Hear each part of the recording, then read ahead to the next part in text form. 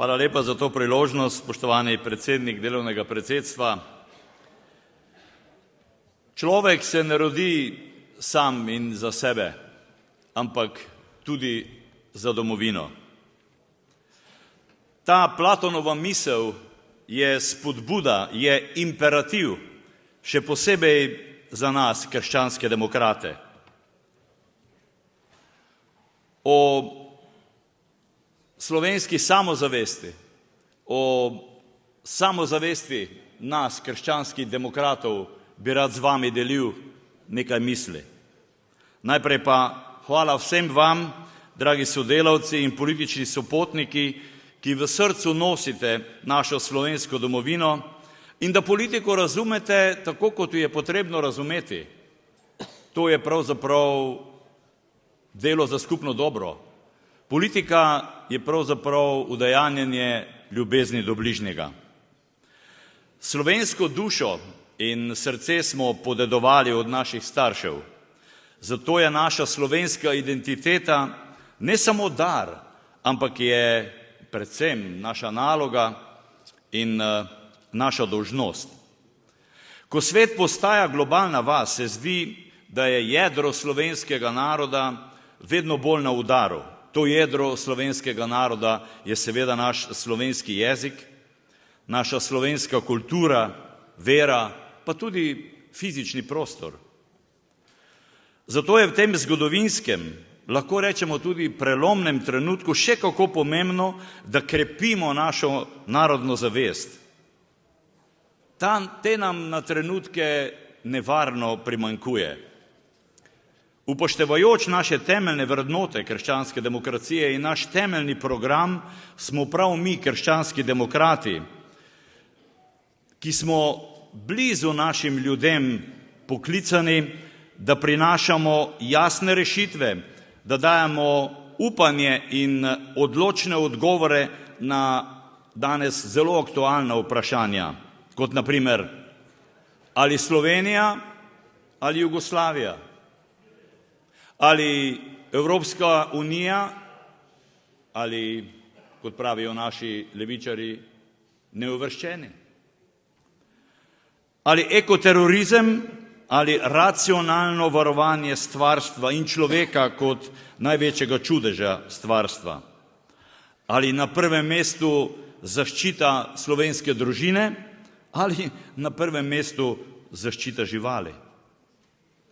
Dva od mojih političnih vzornikov, krščanskih demokratov, Robert Schuman in Ivan Oman, sta večkrat dejala, in to tudi sam večkrat ponavljam, Evropa bo krščanska ali pa je ne bo.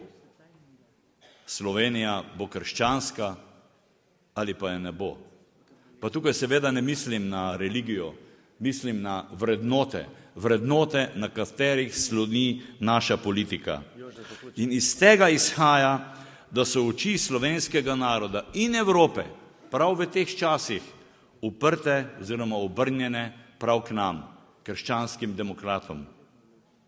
Širitveni proces Evropske unije je gotovo najmočnejše politično orodje Evropske unije, ampak, gospe in gospodje, naše temeljne evropske vrednote nikoli ne smejo biti predmet pogajanj v širitvenem procesu.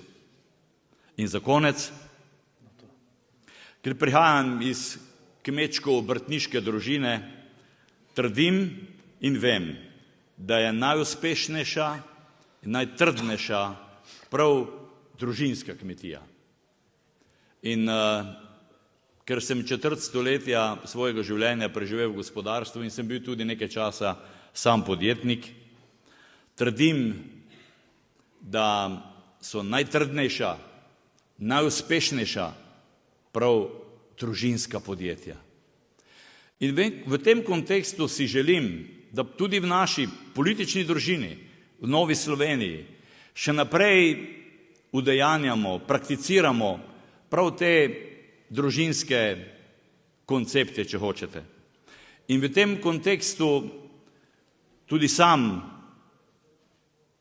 povem, da odkrito podpiram naše vodstvo naše stranke, našega predsednika, mojega prijatelja Mateja. Ni nobene zamere, če nam kdaj po noči ob 2 ali ob 3 napiše kakšno sporočilo ali kakšno misel. Vidi se, da veliko bere, da veliko dela, da dejansko izgoreva za to državo. In zato mu želim tudi veliko zdravja. To bo zdaj vedno bolj pomembno, saj je vstopil pred kratkim v 5. desetletje.